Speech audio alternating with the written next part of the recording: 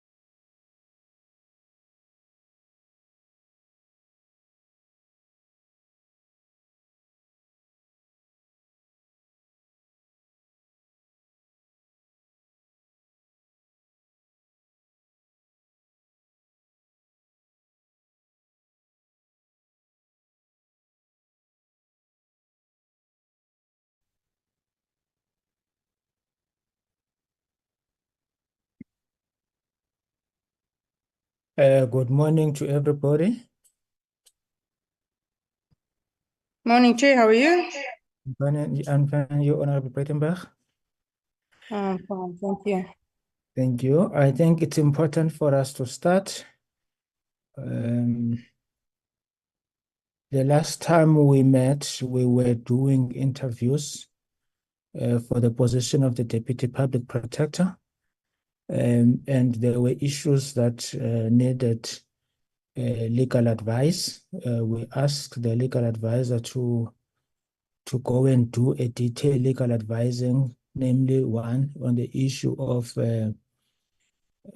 reasonable apprehension of bias, two, the issue of conflict of interest, the issue of recusal, and for the fact that Honorable Mkhwebane is not the sole decision maker in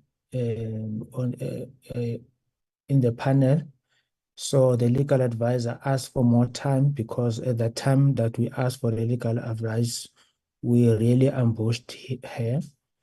We gave her some few days. It was on a Wednesday. We gave her until Monday to give us the legal advice, which she complied. We received the legal advice that Monday, but we could not meet that particular week because of that 30th anniversary of the Constitution.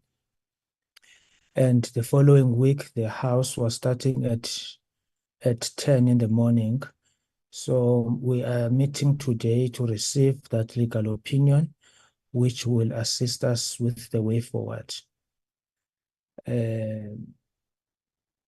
Is the legal advisor present?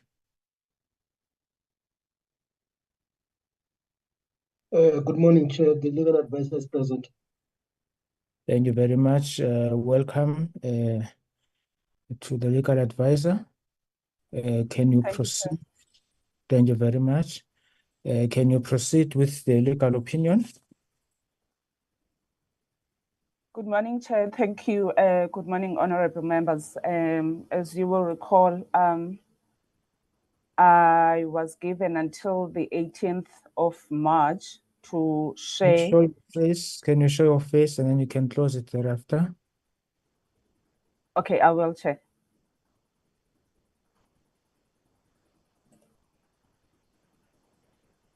Good morning, Chair. Thank you very much. At least we are talking to a person, not to an AI program. Indeed.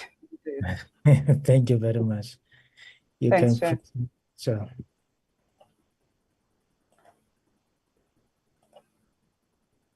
You can proceed, Ms. Zenani. Thanks, Chair. I'm hoping to share my screen. Maybe Sia may indicate if it's showing. Yes, it is showing. Thank you, Chair. This presentation is based on the opinion that was shared with the committee on the 18th of March, pursuant to the request that was made from legal services on the 13th of March to provide a legal opinion on the issue of the recusal of Advocate Mkhwebane from the Deputy Public Protector selection process. So my presentation is an extract from the legal advice that was shared on the 18th.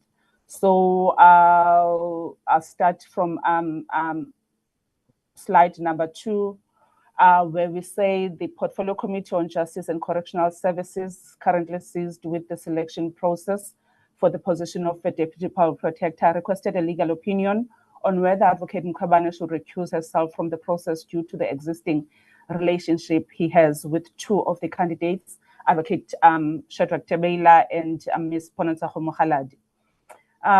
The full legal opinion was submitted to the committee on the 18th of March, and the background and circumstances in which the legal opinion was solicited are set out in that opinion. Chair, this presentation will therefore focus on the facts that arose during the deliberations by the committee on 13 March 2024, which is the day on which the interviews for the position were conducted. As a background, Chair, the facts that emerged insofar as the two candidates are concerned are that Advocate Debeila is currently representing Advocate Mkhwebane on a pro bono basis. We understand from the brief that it is a matter that is currently underway before the African Court on Human and People's Rights, and that it is Advocate Debeila who approached Advocate Mkhwebane to offer his services pro bono. This matter relates to Advocate Mkhwebane's impeachment proceedings, which she continues to challenge in various courts. And so far as Ms. Mokgaladi is concerned, she is the executive manager in the Office of the Public Protector. She was charged and found guilty of gross misconduct during Advocate Mkhwebane's tenure as the Public Protector. A sanction of suspension and docking of salary for a period of 3 months was recommended by the chairperson. Notwithstanding the recommended sanction, Advocate Mkhwebane wrote to Ms. Mokgaladi informing her that she was imposing a sanction of dismissal with immediate effect, subject to the filing of representations.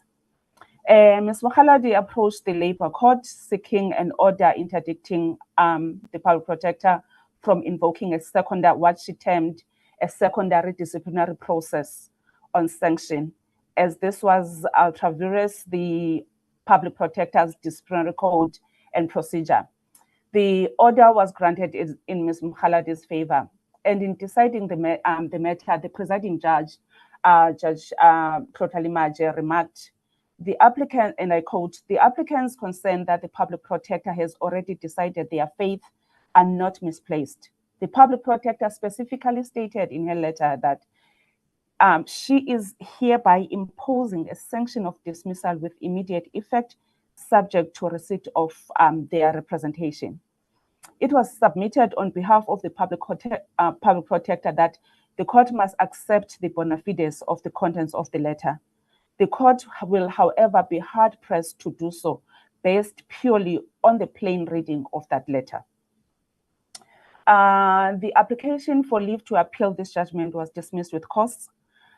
Furthermore, and in respect of Ms. Mokgaladi, the Section 194 inquiry into the fitness of Advocate Mkhwebane to hold office made findings of victimization, intimidation, and harassment on Advocate Mkhwebane's part against Ms. Mokgaladi.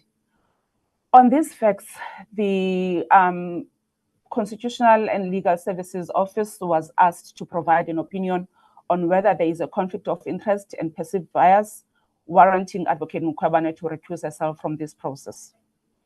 The issues that we identify from these facts are as follows: whether or not the relationship between Advocate Mkhwebane and the two candidates creates a perception of bias and a conflict of interest, and if so, whether the circumstances warrant her recusal from the interviews of these two candidates. The legal framework applicable is Section 57, subsection 1B of the Constitution, which provides the National Assembly may make rules and orders concerning its business with due regard to representative and participatory democracy, transparency, and public involvement. So, consequently, the NA rules were enacted, and the rule, the provision that is relevant for this purpose would be Rule 30 of the rules, which states that if a member has a personal or private financial or business interest in any matter before a forum of the assembly of which she or he is a member, he or she must, at the commencement of the engagement on the matter by the forum, immediately declare that interest in accordance with the code of conduct contained in the schedule to the joint rules and comply with other provisions of the code.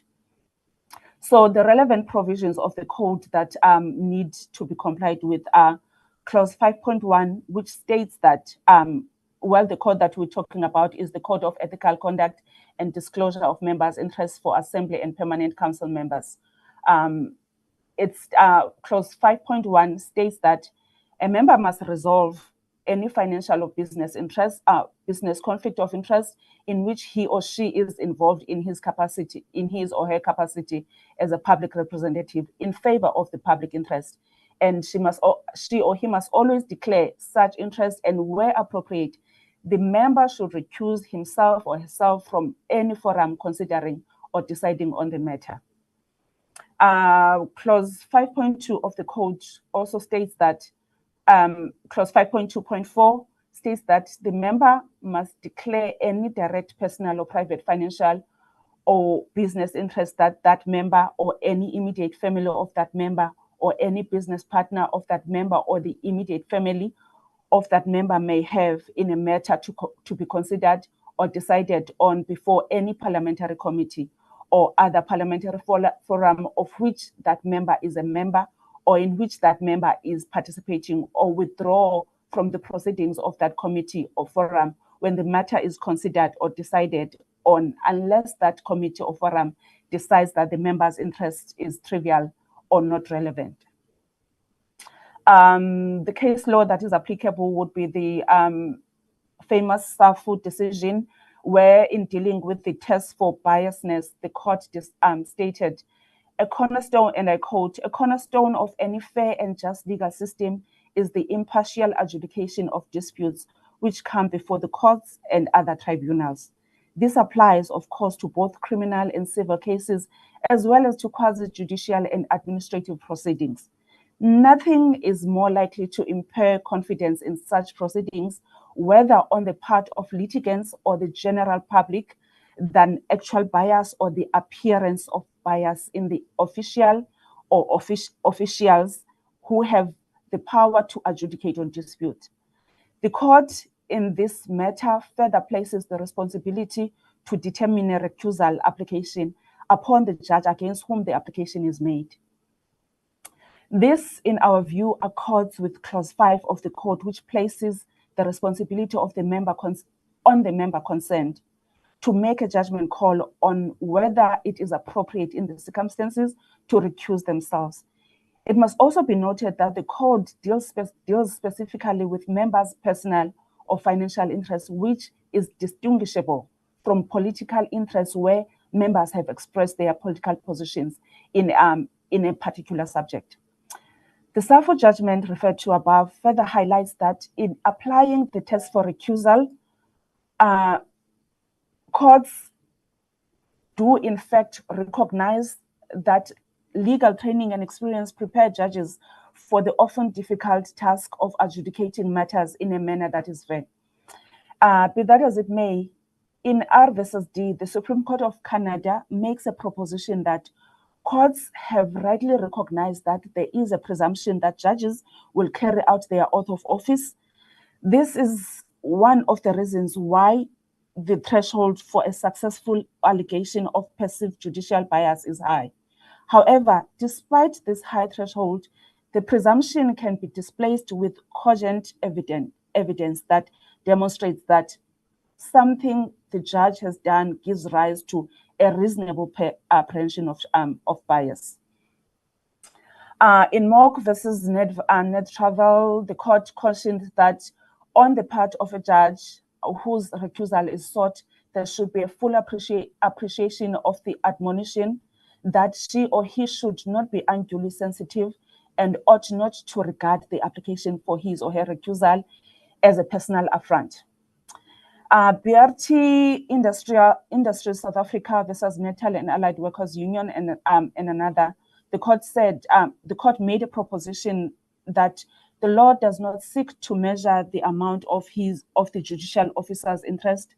The Honorable Judge Hoxter stated that, ventured to suggest that the matter stands no differently with regard to the apprehension of bias by a lay litigant, provided the suspicion of partiality is one which might reasonably be entertained by a lay litigant in a reviewing court. A reviewing court cannot, so I consider, be called upon to measure in a nice balance the precise extent of the apparent risk. If suspicion is reasonably apprehended, then that is the end of the matter. On our discussion, we say both Rule 30 of the National Assembly rules and the Code anticipate an event where a member may have a personal or private financial or business interest in a matter serving before a forum of the Assembly. These provisions are regardless of the member's professional affiliation or oath of office taken by the member. Both the rules and the Code call on such a member to declare certain interest and, where appropriate, recuse themselves from the process. This requirement is aimed at managing any perception of bias insofar as the member's judgment is concerned. A mere perception of bias is not sufficient, we submit. The above case law suggests that the apprehension of bias must be reasonable, depending on the facts of each case. As the case law suggests, judges are legally trained people who have an obligation to abide by their oath of office. This principle applies to members of the National Assembly as well.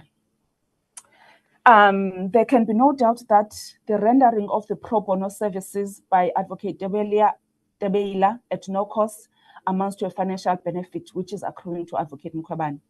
This is what Rule 30 of the National Assembly rules, read with Clause 5 of the Code, seeks to address. With regard to Ms. Mokhaladi, the Trotalimanje judgment questioned Advocate Mkhwebane's bona fides with regard to the wording and tone of the Audi letter, and further confirmed that Ms. Mokhaladi's concerns that Advocate Mkhwebane has already decided their fate was not misplaced. Furthermore, there is a finding of victimization, harassment, and intimidation on the part of Advocate Mkhwebane as against Ms. Mokhaladi in the Section 194 inquiry. This finding still stands until or unless it is set aside by a court of law. As we conclude, Chair, we submit that with regard to whether or not the relationship between Advocate Mkhwebane and the two candidates creates a perception of bias and a conflict of interest, our answer to this is in the affirmative. Based on the facts presented, we submit there is a reasonable apprehension of bias. With regard to whether this warrants her recusal from the interviews insofar as the two candidates are concerned, we refer this honorable committee once more to the provisions of the code, the provisions in Clause 5 of the code, which say that the member must resolve any financial or personal interest. The member must declare those interests, and where appropriate, the member must recuse or withdraw from the process. And we say that we submit that there is the facts presented do warrant a recusal in the circumstances based on the test of a reasonable apprehension of bias as set out in the case law and authority quoted above. Our conclusion stems from in the first instance, the fact that Advocate Mkhwebane is currently deriving a financial and personal benefit from the Debeila relationship. And in the second instance, with regard to Ms. Mokhaladi, the findings of the Section 194 inquiry, read with the Trotalimanje judgment, suggests strongly that any reasonable person will apprehend bias on the part of Advocate Mkhwebane, given their history.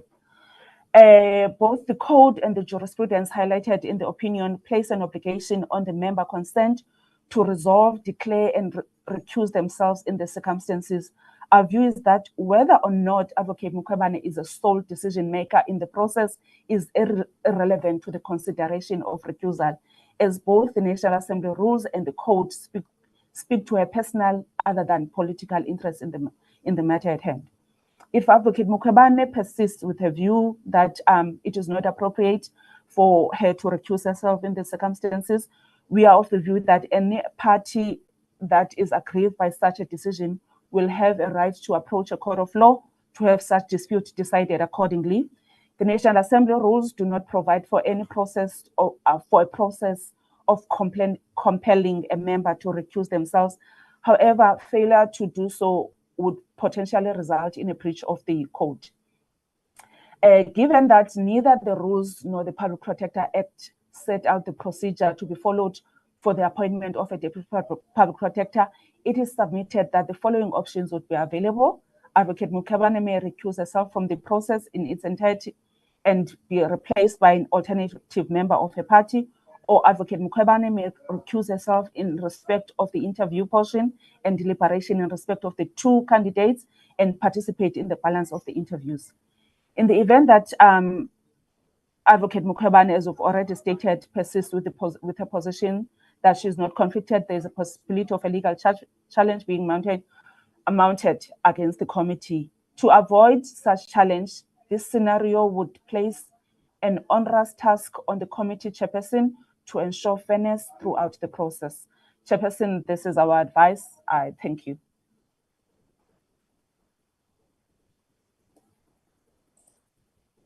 Thank you very much, Ms. Zinani, for the legal opinion. Members, that is the legal opinion from the Parliament Legal Services. Any comments, any takers, questions or comments, Honorable Breitenbach? Thank you, Chair. Good morning and good morning to everybody. I would like to ask Ms. Zenani to just please go into a little more detail about how she envisages the process working if one member of the panel or the committee does not participate in 2 of the interviews because she's recusing herself, but participates in the rest. How will you weigh, how will you fairly, objectively and effectively weigh the performance of the candidates as a whole, when the approach has always been that whoever participates on the panel must be there from the beginning to the end? You can't join halfway or leave halfway and then still want to, participate, simply because you'll be incapable of forming an overall view of the proceedings. So I would be interested to hear how she thinks that scenario could possibly work. Thank you, Chair. Thank you. Can I check if there are any other questions? I think that seems to be the only question so far. Ms. Zenani? Thank you, Chair. I am not sure if it would not be for the committee then to manage that process, because as we have already stated, this is what the law says, and in our view, this the facts presented call for a recusal, and really I am not sure then if it would be up to, with respect to legal services, to then make a call on how the process should go forward if Advocate Mkhwebane has not recused herself. But from our side, this is the legal position that we have presented. Any further questions? Honorable Breitenbach, I think it's an important question, but I think it's academic now because she participated throughout the process. So she did not recuse herself for the duration of those 2 candidates. But the issue before us is that Advocate Mkhwebane participated throughout the process. I think that is the issue before us now. Any further questions? Yes, Chair. Honorable Ngola? Chair, I'm not quite sure if Honorable Breitenbach's question covers mine. Because when I'm listening to the opinion, it only starts advising from the interview process, and the processes that we may have undergone before the interviews, which some is a short listing where Honorable Mkhwebane fully participated. So I don't know what implication does that have in the entire process.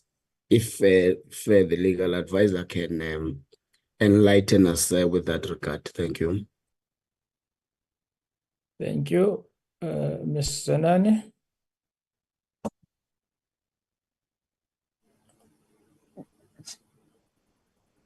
Chair, I'm not sure if I should respond now because I see there's another hand. I think on my side, I don't see any hands. I think if Committee Secretary, you can assist me with the hands. I don't see anything on my side. Chair, Mr. Ganji's hand is up.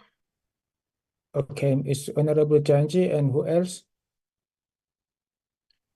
That's the only one so far. Okay, thanks. Honorable Janji? Morning, Chair. No, thank you, Chair. No, I'd raised it a bit earlier, but I was struggling because Ms. Zenani was sharing a screen, so she had blocked in terms of that, and now I'm able to speak. It's just a brief one, Chair, on the 2 issues raised by members. In addition to yourself, I was going to come in after Ms. Zenani, but maybe just to start with the point that you have closed. on Ms. Breitenbach, Honorable Breitenbach, because her question is critical, but I think her question is applicable in a point system in an interview. Because the point system where when you adopt that, it means that from the start to the end, you've got to have the full participation of those members, because if you don't, your point system gets to be affected. That vis-a-vis a deliberation system, which we do as a committee, then can make it very different, because and sometimes you can have a member who would not even ask a question in an interview, and be covered by other members, but will participate in a deliberation. So it does affect it in a way when it is not a point system where you score basically. And then my second point, Chair, related to Honorable Ngola's question, because I also had that, but if you read Rule 30, and the critical part in Rule 30 says, and I'm going to read that, is that he or she must, at the commencement of the engagement on the matter by the forum, immediately declare that interest in accordance with the code of conduct contained the schedule to the joint rules and comply with the other provisions of code. The point here is that the commencement of this matter would not have been in the interview. When we shortlisted, that would have been the commencement of the matter. And in the shortlisting, that's when you have the actual names of the people that we're talking about. That's the commencement, and it says you must declare at that point. Advocate Mukawani did not declare, but she did not just not declare or kept quiet. Advocate Mukawani would have supported a suggestion, a proposal that Honorable Ngola made on Tibele. She would have supported that name.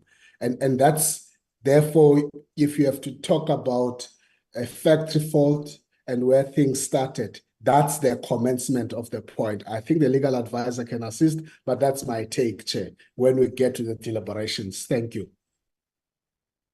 Thank you very much. I don't see any further questions. Mr. Nani, would you like to comment on those issues? Thank you, Chair. I think Honorable Kyanki has covered me, but perhaps just to add, Honorable Ngola was asking the implication of the legal advice, considering that the process did not just start at the interviews. I think, as I indicated earlier, ours is to give a legal position to the matter. And as Honorable Kyanki correctly points out, the commencement would have been at the stage of the shortlisting or the stage of the initiation of the process. And as I said, this is the legal position, and it is then up to the committee to decide on whether or not the process should be recognized in its entirety, or what then to become of the process. Thanks, Chair.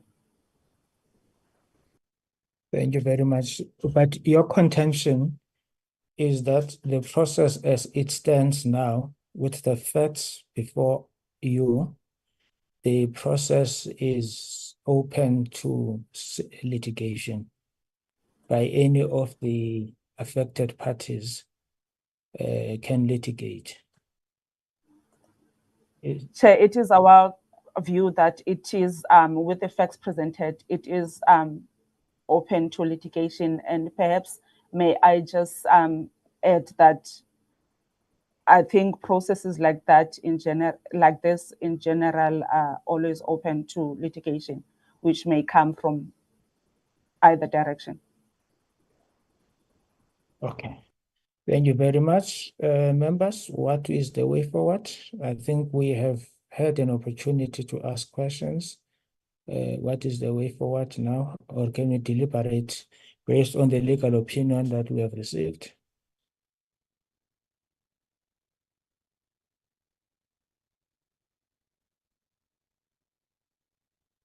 Committee Secretary, can you assist me with the hands? Chair, we have got no takers at the moment.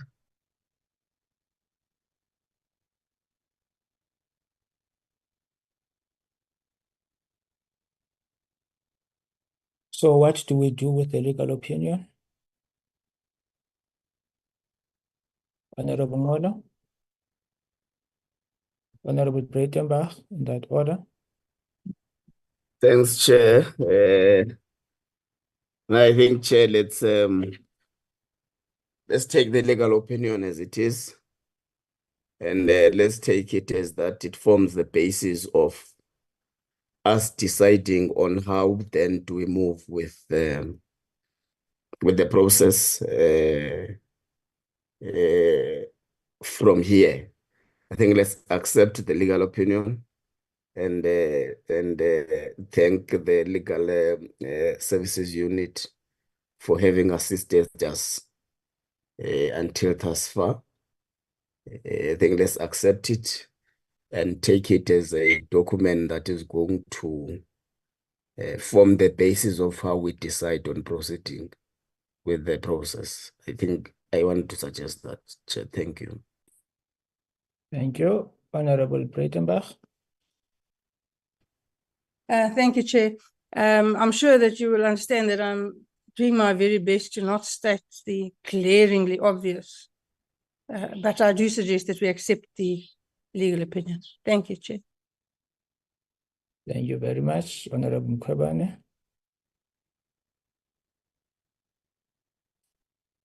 Good morning, President. Good morning, members. Honorable Mkhwebane, we can't hear you.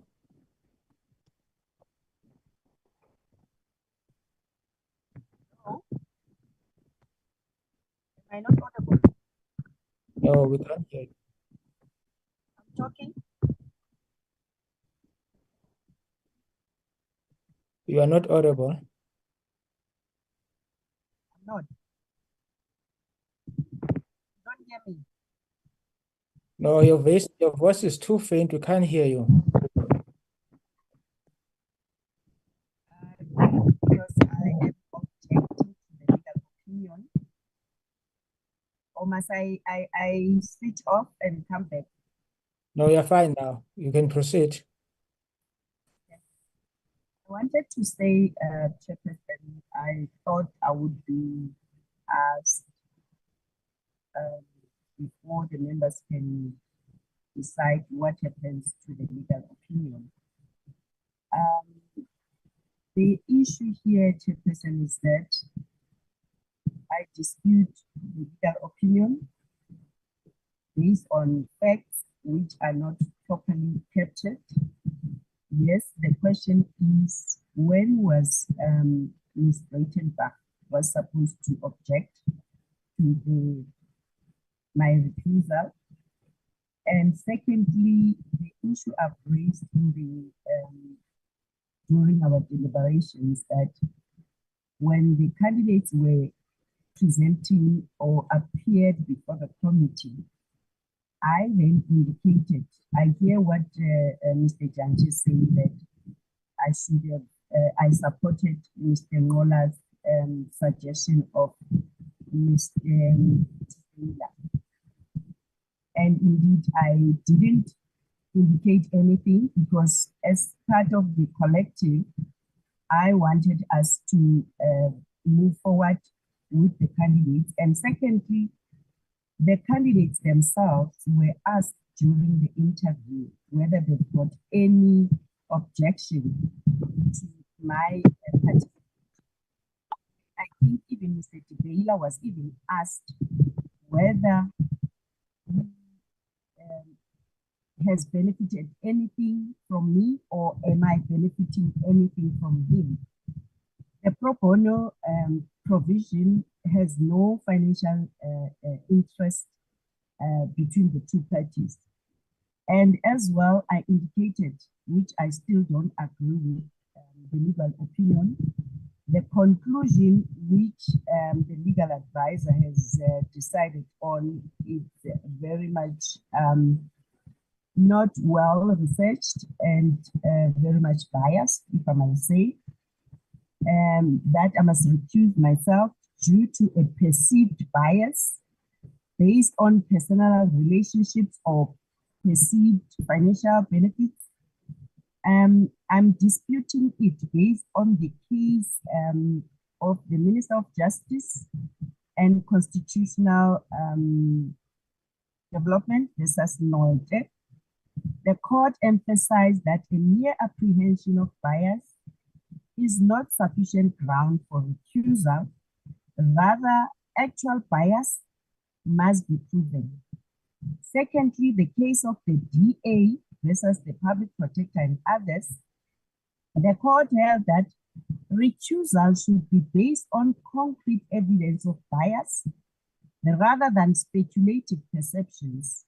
The judgment highlighted the importance of a fair and impartial decision-making process requiring a high threshold for proving bias.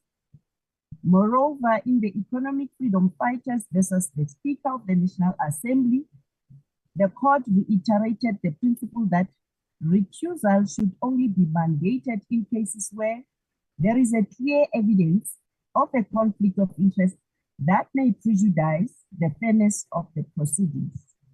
Therefore, while the opinion which has been presented raises concern about perceived bias, the legal precedent in these cases suggests that a mere perception of bias may not be sufficient to warrant recusal.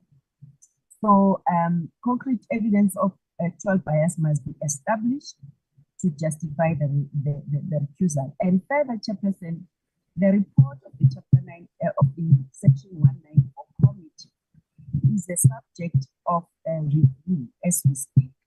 As you will understand or know that I've taken the public protector on review for the refusal to pay the gratuity. Therefore, that whole process, it links to the issue of the outcomes of the Section 194 Committee.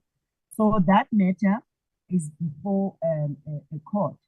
And in conclusion, Chairperson, I would indicate that the committee have accepted the report. Okay, the two committee members, possibly the committee will decide to do that, but then on my side, I'm objecting to the adoption of this legal opinion because firstly, it's also based on information which is still a subject of dispute before the courts. As you know that I was never given an opportunity to present my side of the story on such charges before the Section 194 Committee. So I will end by saying, Chairperson, the issue of deciding who will be the next Deputy Public Protector, it's a committee decision. It's not my decision.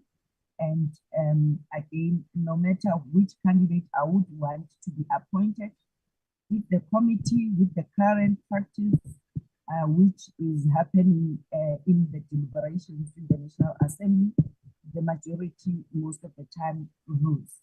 So I will end it there. Thank you. Thank you very much, Honorable Breitenbach, followed by Honorable Janji and then Honorable Ngola. Is Honorable Breitenbach, Honorable Ngola, Honorable Janji in that order? Thank you, Chair. I only have 2 points to raise. Ms. Nkwebane continues to raise the issue of when should the DA have raised this issue? Well, the DA isn't the party with the conflict. Ms. Nkwebane is the person who has the conflict. She's the person who knows the two people in question, the rest of us don't. So the only time we can raise it is when we're in possession of the CVs, having read them, and seeing that she arrives on the morning to do the interviews or that's when we raised it. So who raised it when is completely irrelevant. She is the person who has the conflict and she should have raised it right at the beginning. She failed to do so. So it's no point harping on that issue. It's patently incorrect. Secondly, Ms. Nkwebane has referred to a variety of cases. The newest case on the matter is a case that was delivered on the 20th of March while we were busy with these issues. It's a decision of the Supreme Court of Appeal. It's the matter of SAP, SE, and Systems Application Consultants and others. And the full bench of the Appellate Division found as follows. Let me just find the end here a moment. Found as follows, and I'll read it for you. The only question is whether there is a reasonable apprehension of bias. If there is, cadet quaestia. And for those who are not Latin speakers, that means the question falls away. The case is closed, no matter what effect this might have on the particular proceedings. So that has always been the law. This is an affirmation of that law.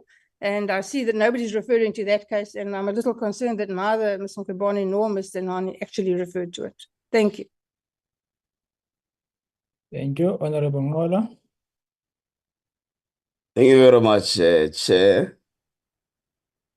Chair Advocate Mkhwebane keeps on referring to concrete evidence.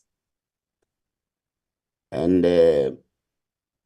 in the same vein, she does not dispute the fact that Advocate Tebele is representing her in the African Court for Human and People's Rights. She is not disputing that. That is the first concrete evidence. The second, Chair, she does not dispute that there has been a labor issue between her and Ms. Mokhaladi. And that does not make it a perception.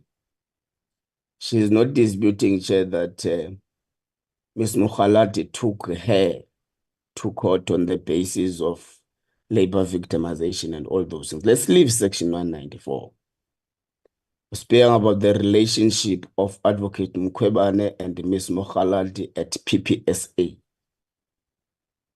Now, from what she's saying, there is still no dispute to the fact that these 2 points are actually true. As she refers to concrete evidence, she equally does not dispute the fact that these 2 issues are not perceptions.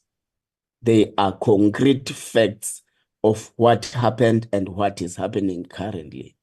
So I find the rejection, her rejection of the legal opinion so mischievous from where I'm seated, because the facts that are a genesis of why we are here are not in dispute. So the issue whether she's the sole determinant of the process and all that, it has passed, because even the legal opinion does actually venture into that fact. That is actually irrelevant, that you are not the sole determinant of the process. So I think, Chair, let's continue and accept the legal opinion as it is. Thank you very much. Thank you very much, Honorable Chancha. No, thank you, Chair. Thank you for the opportunity. Maybe so that we avoid this period of April used to be a period in my rural setup where there would be what was called the Boswell circus. So we avoid a merry-go-round in April. We might need to just be focused and more specific. For example, I think the first issue, Chair, that you must just assist us with, and you have posed that question, and maybe we need to make it fuller on record in terms of the decision of the committee, is whether as a committee we accept and agree on record with this legal advice. And so you've got to have to put that so that it's fully made, it's recorded as such, and we note whatever objection that there is. So far, we've got one objection. Firstly, on the legal opinion, because once we move from that premise, then there are a number of other issues that will trigger from that. I wouldn't want us to mix things. in that process. So that would be really my first suggestion I make, so that you guide us in that and we assist you in chairing. Otherwise, as I indicated earlier, it would be a Boswell circus if we don't do that. We've been here before on some of these issues. That really is going to be my first point, Chair. And the issues for me are not complicated, are not complex. The legal opinion gives us a lot of facts on issues, because if it relies on Rule 30, Rule 30 is I'm not even going into the other case laws at all. I'm trying to save my time. Just Rule 30 on its own is very specific and very focused in terms of what is required of a member to do. And in this case, Advocate Mkhwebane failed to declare. And it's really a big point, because you can't drive a bakkie, Chair. And I'm going to use that analogy, that this committee, it was a bakkie, and then we stopped in a particular bus stop. We picked up all of these candidates that we shortlisted. And when they got onto the bakkie, you said nothing. We drove with them, okay? And talk with them, and in the process of the start of the interview, you said you were going to declare. When you needed to declare at the bus stop, when we got these people onto the bakkie. So Advocate Mkhwebane must just help us and be honest, and I think the committee must take a decision on this, because it's clear it might not go anywhere. It's clear that she failed to declare, and for me, that's the starting point and the end of it. Not that other issues are not important in the process. I'm not even getting into the interview, and because of that, I mean, for example, she makes the point about the DA. Maybe I would have had an issue with the DA, not in terms of raising their point, but it's immaterial. Because my issue I had with the DA was we had a 30-minute session in the morning, if you remember, before we started the interview, and the DA did not raise anything. That's an issue I would have had with the DA. But whether they raise it at that point or when the start of the interview, it's really immaterial. Their own kind of an objection. I think, Chair, for example, even the issue that she's raising about Section 194, that she's challenging that. The report of Section 194 stands as, that's why she's here in Parliament as part of a member of a party. It's because Section 194 is standing. The fact that she's challenging, there's no interdict, there's no legal impediment on that report. Otherwise, if that report was not having a standing, she would still be a public project that concluded in October her own term. So she must not even get into that point.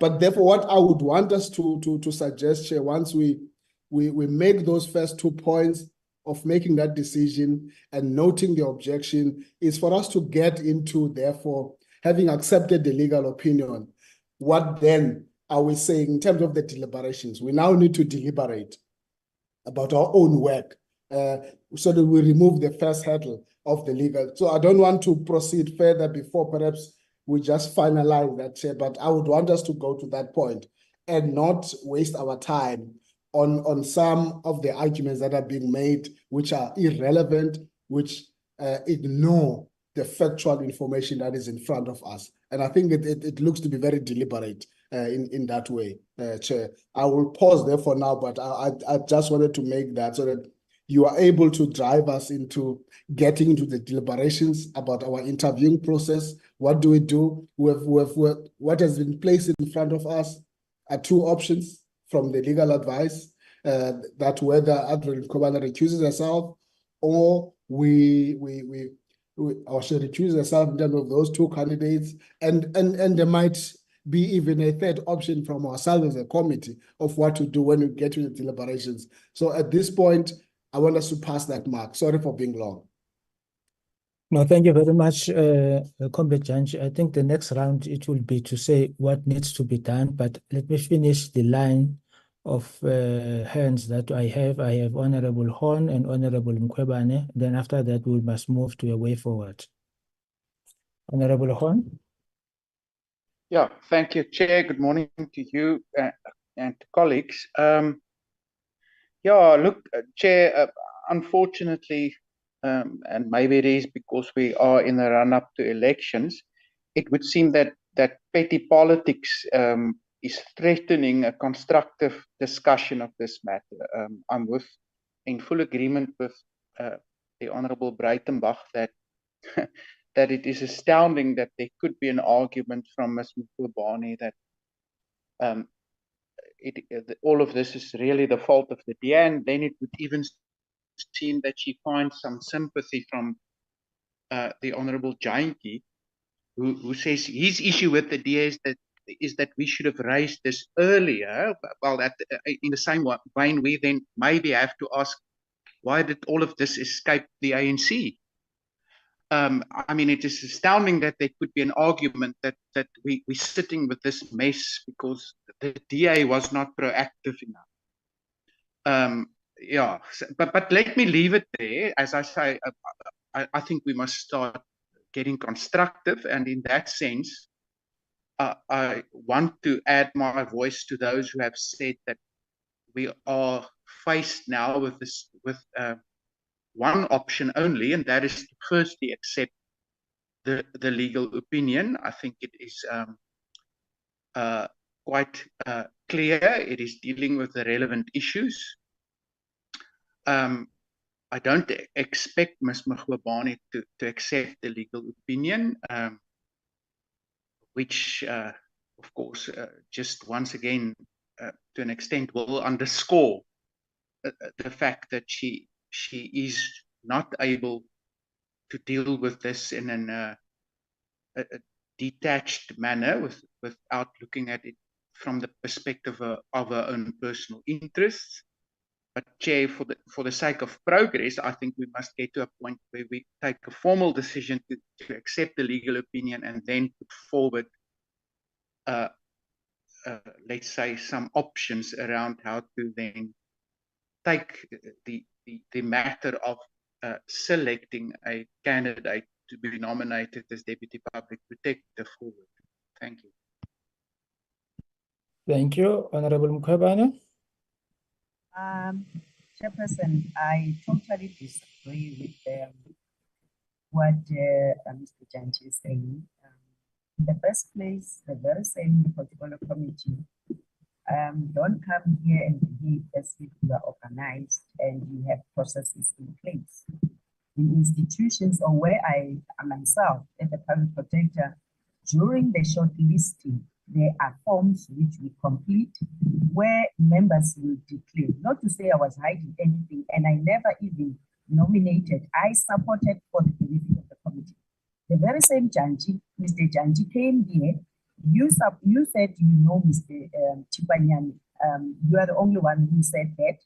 And even when we were interviewing the candidates for the Human Rights Commission, you indicated that you know this candidate. And again, one will have to go back to those shortlisting and check, did you openly even say you know those candidates?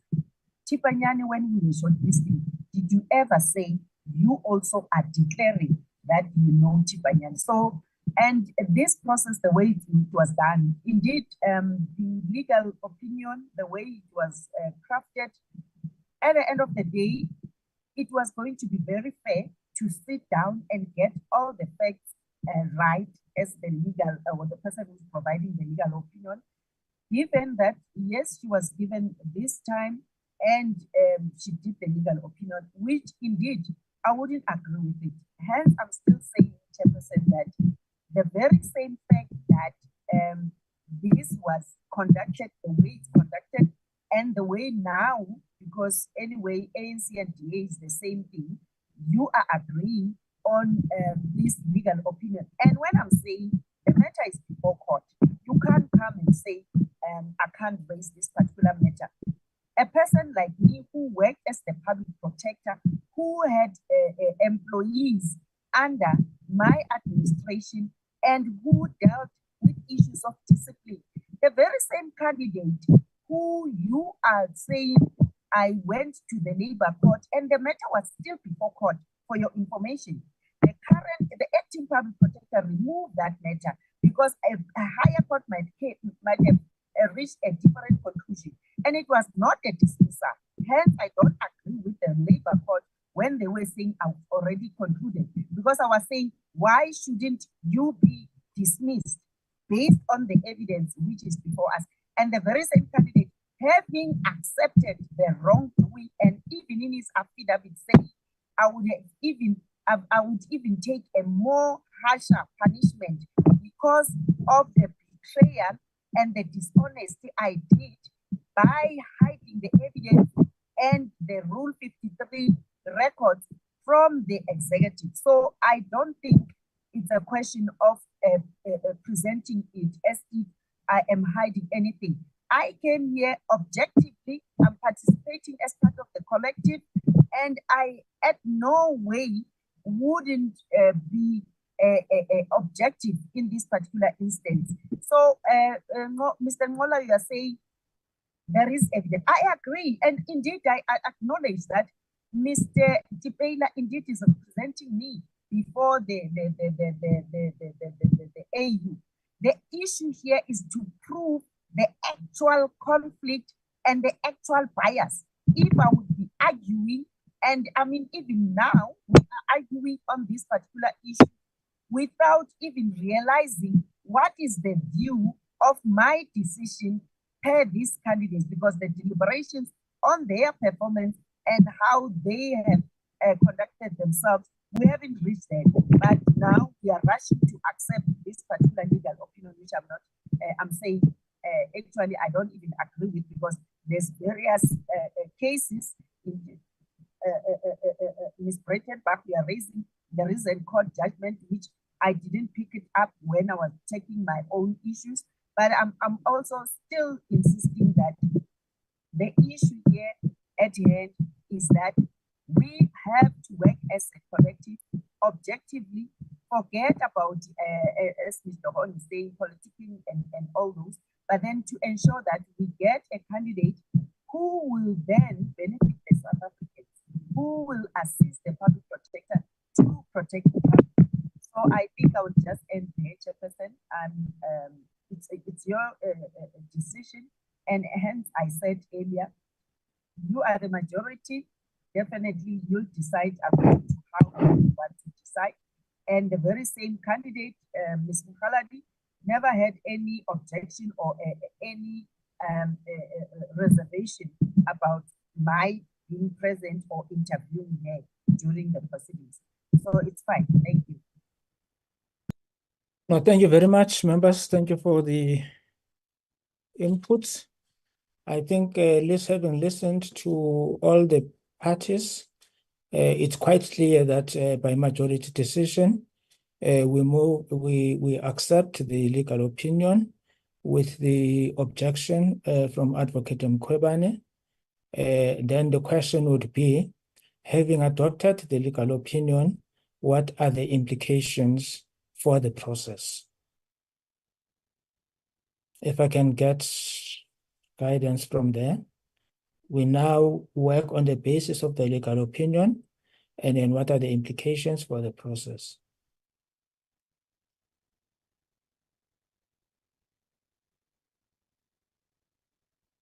Honorable Breitenbach. Thanks, Chair. On our way forward, I would suggest that we do the following. That the committee prepares a committee report in which we report that we have failed to properly conduct these interviews and set out the reasons why and what happened. And that in our view, as a committee, we are now defunct, that the process is fatally tainted, that this committee cannot reasonably go forward with this matter, and that that Parliament consider appointing an ad hoc committee to redo the entire process. That would be my suggestion, Chair. Thank you very much. That is a suggestion of Honorable Breitenbach. Other members? Committee Secretary, will you assist me with the hands? Yes, Chair. There's none at the moment. Honorable Ngola. Mr. Okay. Can you see Honorable Ngola? Honorable Ngola? Thank you very much, Chair. I was starting to wonder if I am none when committee secretary. No, Chair, I think it is quite clear that we have reached a rock bottom. And had we known this prior going too deep to the process, at least it would have capacitated us to take a decision so that we safeguard the process. The issue now is that continuing given what we have now is making the entire process vulnerable to any sort of litigation. Now, we can't be the ones who have started very well since 2019 as this committee, and we have been consistent, and we have done a very proper work since 2019. Everything that we've done, including bills, there is no bill that was done by us that has been maybe declared unconstitutional in any court of law. So we've got a record that we can't, at this point, at the end of our term, collapse. Which I think it is quite evident that continuing with this process from where we are now is risking a serious embarrassment to Parliament itself. So I support the view that let the process be restarted. Let's do our report to the House and propose that the process be started from afresh and a new panel indeed be constituted by the National Assembly to proceed with this work. I think it is unfortunate, Chair, that we find ourselves in this particular situation. But I think equally it should be a lesson that things of this nature must be attended at the beginning of the process so that we don't proceed with a tainted process. Thank you very much, Chair. Thank you very much. Committee Secretary, are there any further hands?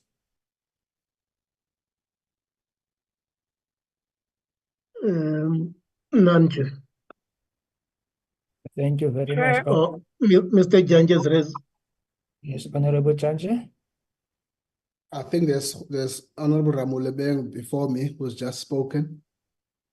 Okay, Honorable Ramulubeng. Thank you, Chair.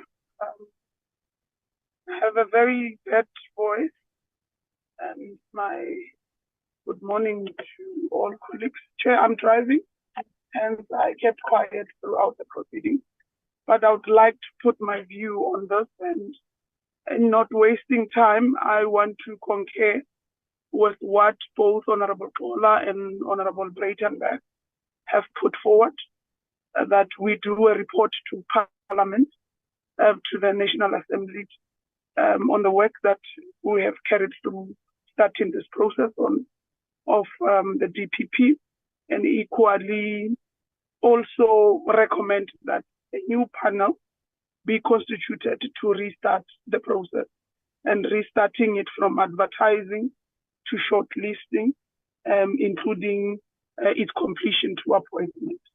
And concur with what Honorable Kola would have indicated, Chair, that in future, let's make sure that all matters are attended to before we could even proceed to interviews, so that we equally do not play a role in what you normally cry on fruitless expenditure issues. Thanks, Chair. Thank you very much, Honorable Ramulubeng. Honorable Janja.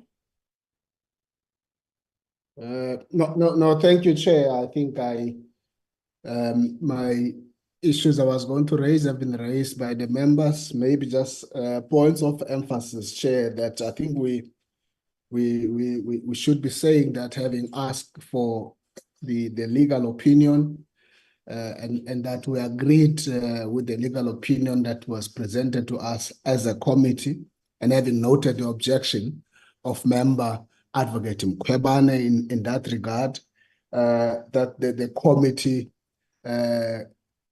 came to a conclusion that it would be better and more cleaner to restart the process. And with doing that, Chair, we came to that conclusion even before we could consider, we could deliberate on the candidates that we interviewed, because we don't even know if we're going to get a candidate out of those interviews. But we didn't even get to that step. And I can certainly speak for myself that if I were to get there, it was clear after the interview that we were struggling, but we did not get into that step, and therefore come to that conclusion. And I think the report, Chair, must be very clear that so that it's not just acceptance of the legal opinion, but also the fact that our work was derailed, and I want to put an emphasis on that. On the particular conduct of one member in the committee, because that has to be recorded, so that when you reconstitute the committee, that is taken into account. I support the restarting from advertisement. I would not want us to go as far as indicating to the speaker that you must therefore create this committee or that committee.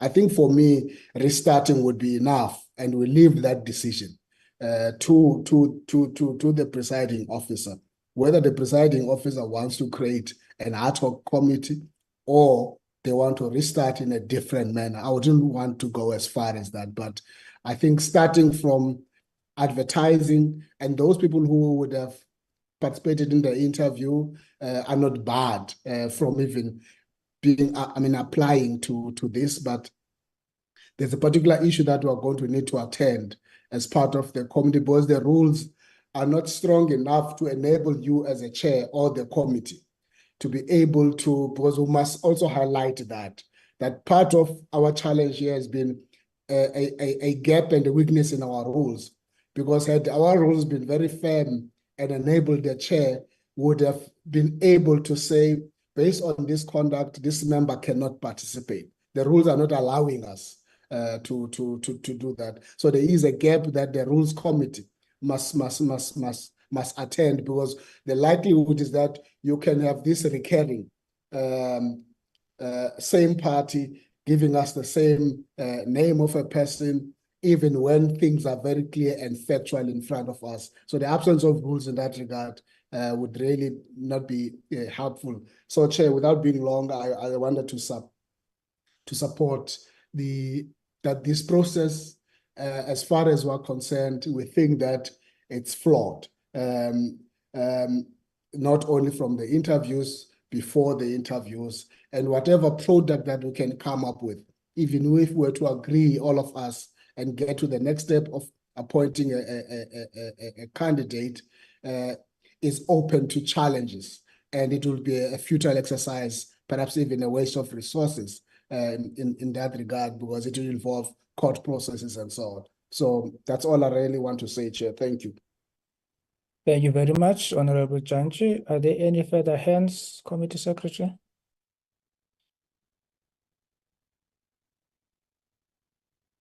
I see no hands, Chair. Thank you very much. I think by unanimous decision, we agree that we will have a report to the House indicating that the process should restart from scratch. And in that report to the House, we must indicate as to what led to the process needing to start from the beginning, because it's important for issues of transparency and accountability. Parliament has already spent money. It has transported people. Some of them booked them accommodation, so money was spent. So we need to account in detail why we could not finish the process. Was failure to do that might amount to fruitless expenditure. So we need to have a detailed report to the House as soon as possible. The other issue that I would like to raise for the workings of the committee, that it would be incorrect to say because there were no declaration forms before the start of the process, and that therefore a person who has an obligation to declare can use that as a defense. In fact, in many of the committees that I would have served in, including the JSC, which Honorable Bredenbach is also part of, there are no forms for people to declare, but it is expected that if there's a need for you to declare, you make that declaration as a commissioner. So the fact that we did not have a declaration form, I don't think that it should be used as a defense in any way or form. But we need to have that report, that detailed report to the House. And also the other issue is that I do not think that it is limited to only the candidates to take the matter to court. We have had situations in the JSC where no single candidate has ever taken the JSC to court, but members of the civil society who are watching the interviews are the ones who have taken the JSC to court on a number of occasions. So the fact that candidates would have said that the process was free and fair still does not insulate the process from a legal challenge. So even political parties can take us to court, even other members of civil society who are watching can take us to court. So it's important that our process, as members have already said, that we minimize those particular risks and we take a view that which is going to save the public purse the least. So we're taking the least, the route that is going to save the public purse the least, because if we were to go to court or we have to defend ourselves in court, that would amount into other hundreds of thousands of rands, which the coffers currently cannot afford. So this is the process that we are going to be recommending now to the National Assembly. Advocate Mkhwebane? Chairperson, I think you are reading or you are concluding wrong. The fact of the matter, I'm saying in that report, you must also reflect whether the very same other members of the committee, did they declare at the interview, at the shortlist stage of the proceedings? Don't just conclude that there must be forms, but then your practice should reflect that you declared at the beginning of the process, which is a shortlist stage, until the end of the process. So anyway, you can draft that report, as I said, that indeed you use your numbers and your majority just to decide and not objectively check all the facts for us. Thank you. I think that's your conclusion, but then I think that report, because it will be a committee report, it should be factual. Anyway, I will have to, we will, as the party, also put our points and our information across. Thank you. Thank you. I think the issue of declaration, first, there should be a duty on a person based on conflict of interest or a reasonable apprehension of bias for that person to declare. Firstly, there should have been a duty. The fact that I know so-and-so, but it does not raise any reasonable apprehension of bias, or it does not create a conflict of interest. I think the legal opinion did capture that those will be classified as trivial. So the people who have an obligation in law to declare are the person who are expected to declare. But I think we will include what is supposed to be included in the report. In fact, yeah, no, sorry, Chair. No, thanks, Chair. You covered me in your summary, Chair. It's so proper. Even Rule 30 is about declaration of private interest, not just knowing somebody. And so I think the collective decision of this committee is very clear. We note the objection of Advocate Mkhwebane, and we know because this is a party that is affected in the entire process, and that is noted. Comes as no surprise. Thank you, Chair. Thank you very much. Members, I think the committee secretariat and the research unit will be drafting the report. It will be circulated, I think, later today. We will deal with the reports in detail tomorrow morning. Then after that, it will be submitted to the National Assembly. Thank you very much, members, for your attendance. I think the meeting is adjourned. Thank you for your leadership, Chair. Thank you. Thank you. Thank you very much. Thank you. Thank you very much.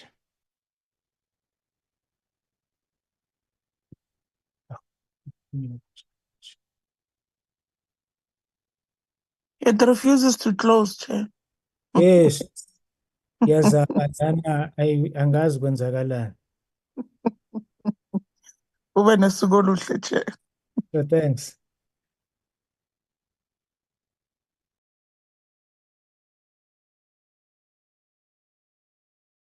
Recording stopped.